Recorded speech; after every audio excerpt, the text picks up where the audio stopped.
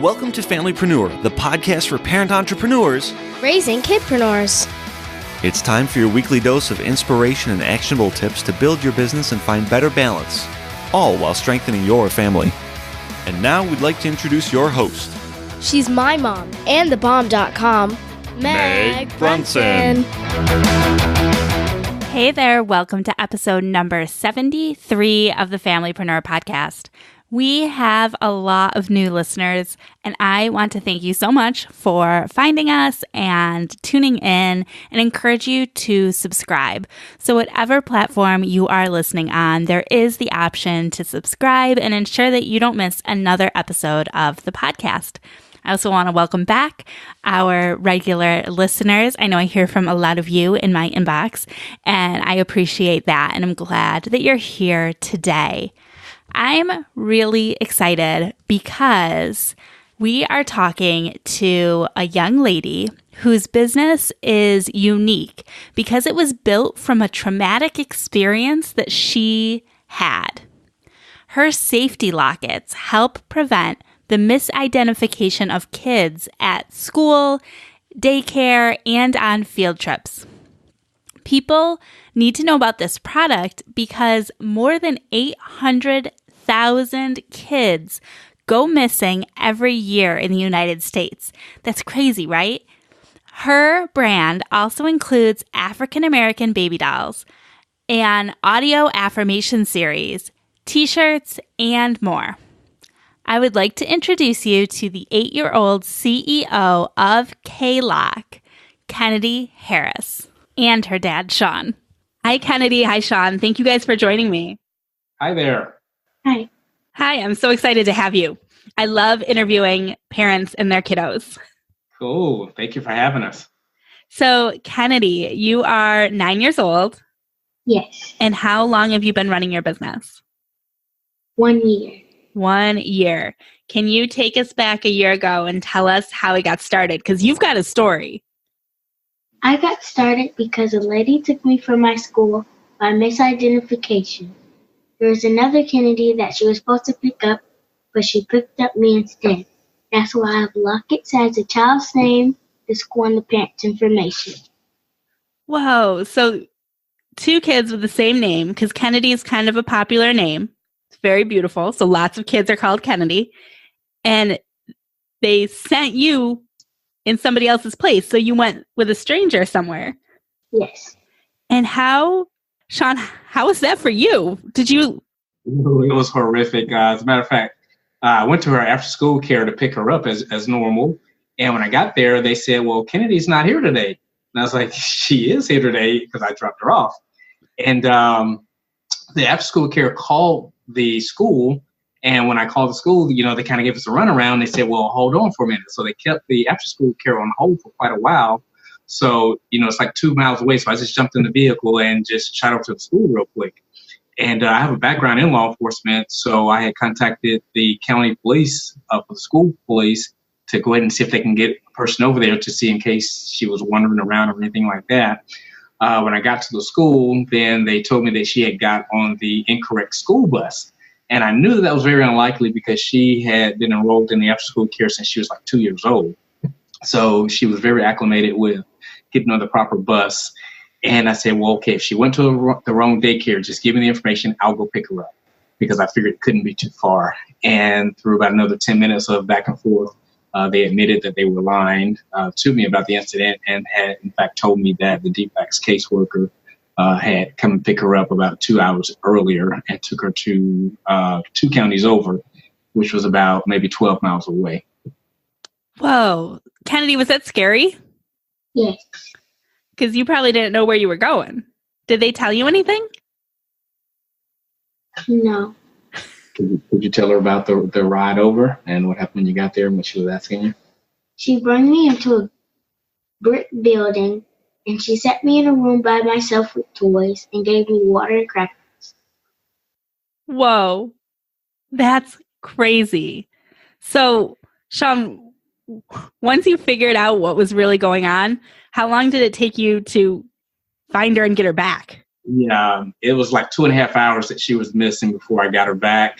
I guess it was probably like 5:30 30-ish. By the time I finally got her back in my possession, I stated that I needed to speak to the worker, and actually the worker that picked her up wasn't actually a caseworker.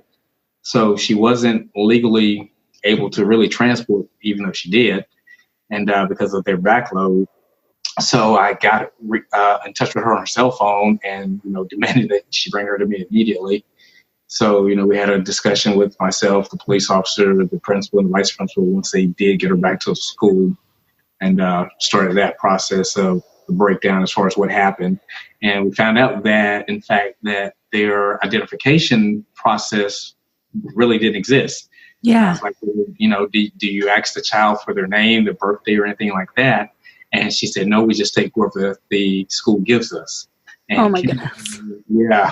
Kennedy name ends with the letter I. They were looking for Kennedy at the end of the letter Y. And it's a 2-year birthday difference. So they should have been able to determine that it wasn't, in fact, the right Kennedy, because they kept asking her on the trip going over, have you ever been to DFAX, or are you familiar with DFAX? And when she got there, she had asked Kennedy, have you ever been here before? And Kennedy looked at the building like, I have no idea where I'm at. They still proceeded through their process. And can you tell me what is DFAX? It's a Department of Family Services. So the schools didn't have like a proper way of identifying the kids, which is crazy. Before we jump into your solution, I just have to ask, did you, like the next day, did Kennedy just go to school like normal? I'm going to let Kennedy tell you what happened there. When I went to the school, we went into a meeting, and there was the counselor to make sure that I got in my room safely and went on my bus safely. Yeah, we met the next morning. The superintendent for the county actually called me that next morning. We had a meeting with school counselors, the teachers, principal, vice principal. And, they really didn't have a good resolution other than, well, she appears to be fine now. And when we contacted the DFAX department, even to this day, it's been over a year and a half, they still never got back with me. And they promised that they would call me the very next day.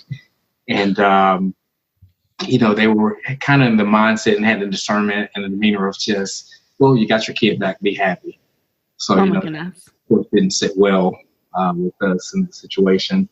So, we had to figure out other ways as a coping mechanism, and that's what was the inception of the company, KLOC. Right, because, that's a situation that should never happen. Yes. Like, ever. So tell me more about KLOC. I know you mentioned it a little bit in the beginning, Kennedy, but what exactly is it, and how does it solve this problem? I came up with KLOC because the beginning of my name is K, and then for the lockets are for the parents' information, the school, and the kid. So parents can buy the KLOCs, it's a necklace, and their children can wear them. And I think I saw on your website they can put them like in front of their shirt or in their shirt, right? Yes. So this way, if they get lost or misplaced or anything, they've got some identification with them so that hopefully that won't happen to other kids. Yeah. That's a really great idea. And then how did you decide that was something you were going to make a business out of? From my family. Are there other entrepreneurs in your family? Yes. So who else is an entrepreneur? My dad and my brother. So Dad, Sean, you said that you have some background in law enforcement and you're entrepreneurial. Can you tell me a little bit about what that looks like for you? Yes. Actually, when we grew up, my parents told me, you have 3 choices when you graduate from high school. You either go to college, go to the military, or go get a job. So I went to the Air Force, and as one of my childhood dreams was always to be in law enforcement. So I did that for many years. But after a while, I followed in the footsteps of my parents and my great uncle, who were both entrepreneurs. So I started a couple companies in real estate and continued segueing into that. And also my son, he's 8 years old. He also has a financial literacy business called Daddy Did You Know? And he came up with that idea that he wanted to create because he saw Kennedy starting her business. It became very profitable. And he wanted to also, follow in the footsteps of the rest of the family members as far as being entrepreneurs. It's definitely a contagious entrepreneurialism. Awesome. So you guys had this idea, and what were the first steps? What did it look like to you guys to build the business? Yeah, what we did was, as a coping mechanism, she wanted to ensure that that incident would never happen to another kid. Because when we went home that night, as you can imagine, she didn't want to go to sleep. She cried all night. And she just dreaded having to wake up and go to school the next morning. So going through that process, my wife and I, we had to figure out a way, how can we help her to cope? We actually took her to an outside counselor as well, but we saw that wasn't the best process at that particular time. So we knew she had an interest in like clothing and cosmetics, the typical things girls her age are into. So with the locket business, we started that, and there was a kid vending an event. So we said, hey, let's just register and see what happens. And she made incredible sales at that event. She segued from the safety locket that she has into cosmetics. She has her own body cream that she created that she makes here at home, and with different fragrances. Cotton candy was one that was the favorite. And she then started an apparel line, which I'm wearing one of her shirts now, K-Lock shirts, fun. with the K inside the logo. And she has on one of the shirts that's a big seller, which is called Girls, Curls, and Pearls. Ooh, I like it. Put into the shirt there, so the little girls love that. She has another shirt that says Daddy's Little Girl. It has a father holding the daughter's hand. And she segued from there into her own signature collection of baby dolls. Oh, that's awesome. So all of the dolls have beautiful, curly, thick hair. Mm-hmm. I love that too. Because you don't see a lot of that in the stores, right? No. That's so awesome. And do you design the clothes and stuff for the dolls? I have a manufacturer that I get to tell them how I want the dolls to look like. That's so awesome. So the business started with the K-Locks a year ago, but you've grown and expanded it as your interests change, right? Yes. Do you have plans for 2019? What's going to happen this year? I have new books, the science behind it, raising a kidpreneur.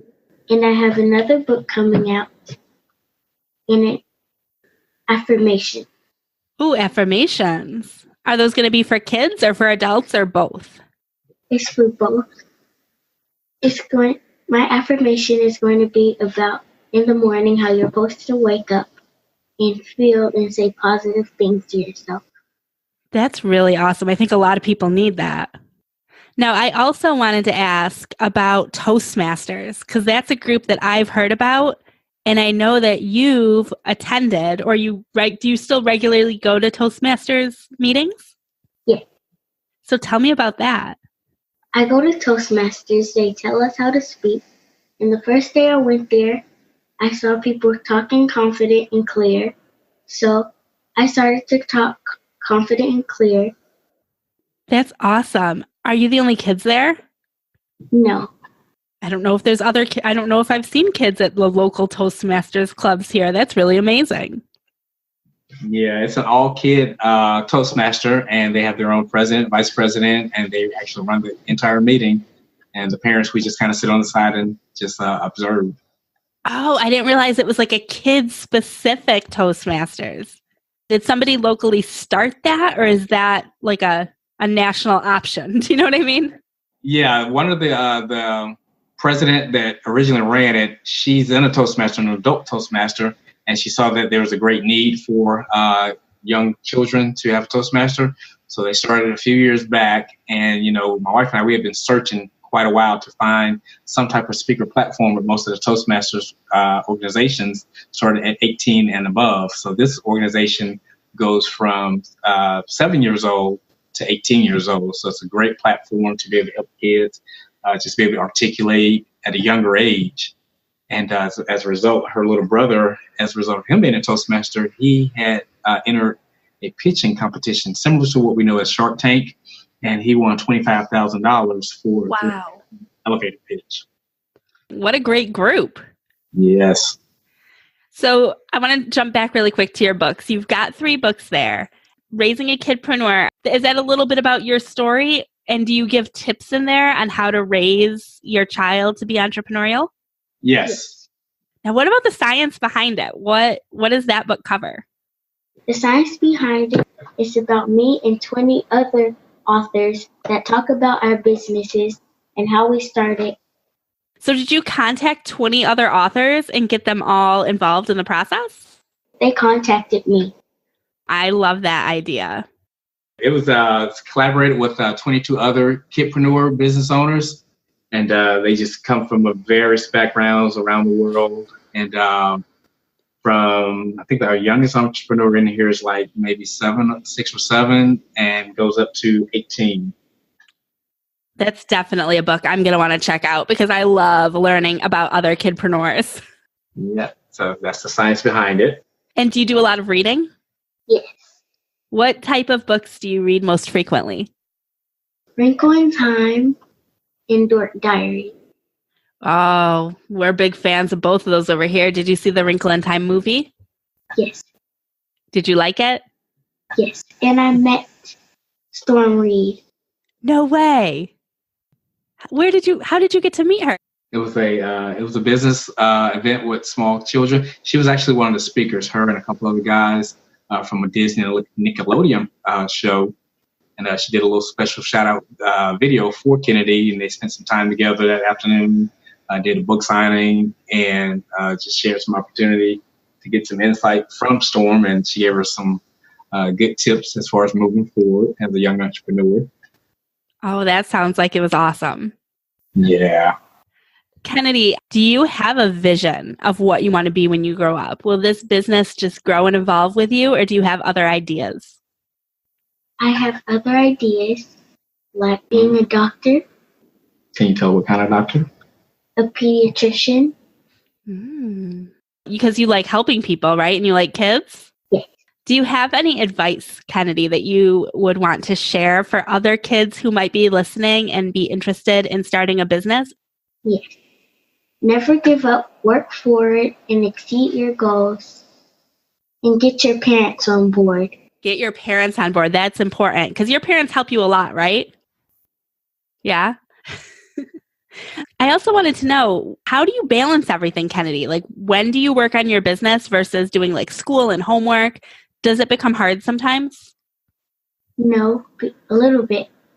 But after I'm done with my homework in the afternoon, I can sell products. So you found a pretty good balance, huh? Yes. Awesome. Sean, do you have any advice as a parent for other parents who have kids who are entrepreneurial? Because I think it's tough. You know, you're balancing your family and your business, and then you've got your kids that are trying to launch a business too. So how does that work? I always recommend for parents to take a good observation of the children to see what they're interested in. You know, a lot of times I think some parents may brush over interests that their children have when, in fact, that could actually be a spear point for their success or a journey that they may want to take.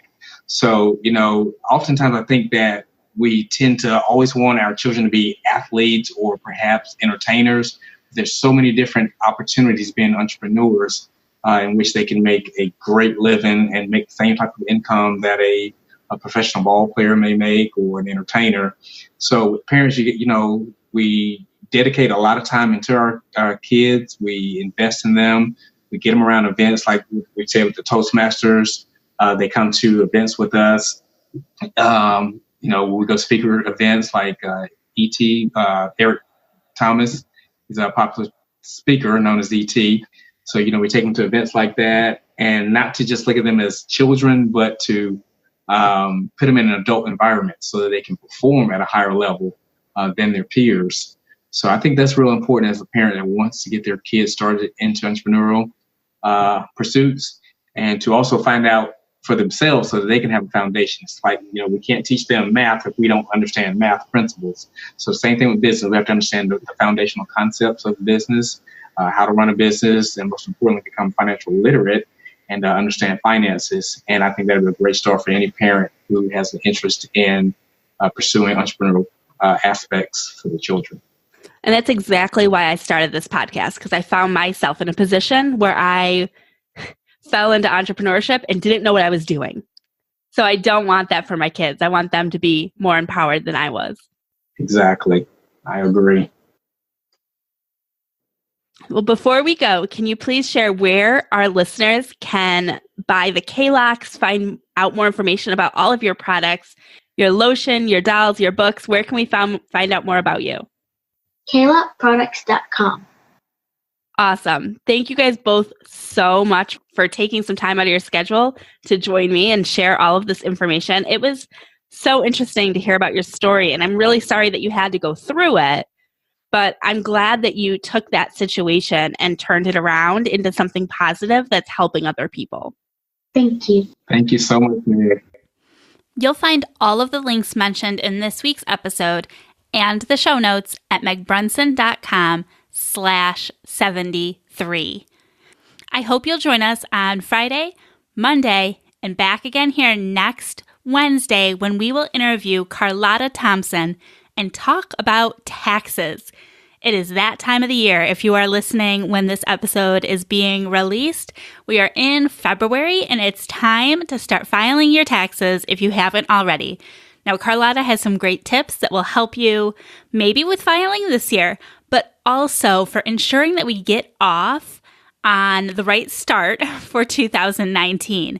I can tell you after that interview, I have already changed the way that I am structuring my business so that I can maximize my income for 2019 and have the best chance at getting a refund instead of owing the government. Definitely an episode that any business owner wouldn't want to miss. Have a great day, and we'll talk soon. Bye.